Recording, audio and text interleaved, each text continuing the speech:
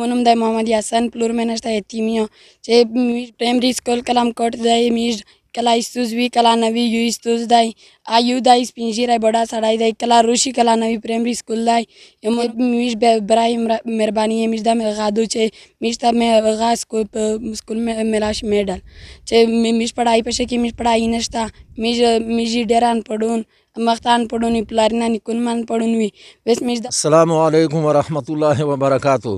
ابھی تو اور یہ بچے جو ہے یہ تقریباً 10 کلومیٹر دور جاتے ہیں اور ان کا یہی حالت ہے، مگر ان کی پڑھائی کے اسکول میں ماسٹر نہیں ہے، اسکول میں پڑھائی نہیں ہے۔ اب وہ تنخواہ تو لیتے ہیں بیمان، مگر گھر میں بیٹھے ہوئے تنخواہ لیتے ہیں، ہمارے بچے کی زندگی برباد کرتے ہیں۔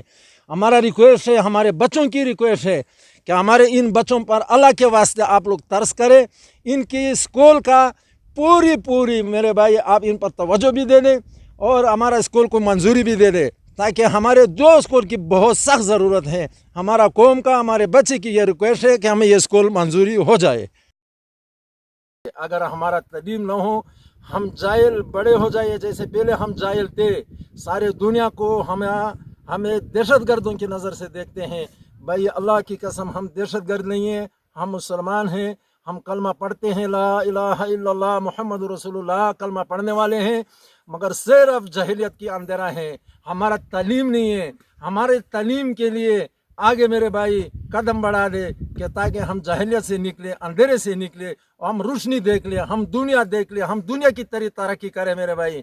قیامت کے دن اللہ ہمارے بارے میں، ہمارے ان بچوں کے بارے میں ہمارے بڑے سے پوچھیں گے میرے بھائی۔ ہاں وہ حساب کا دن ہوگا، وہاں کوئی نہیں چلے گا بڑا چھوٹا، وہاں پکا ٹکا سچ چلے گا۔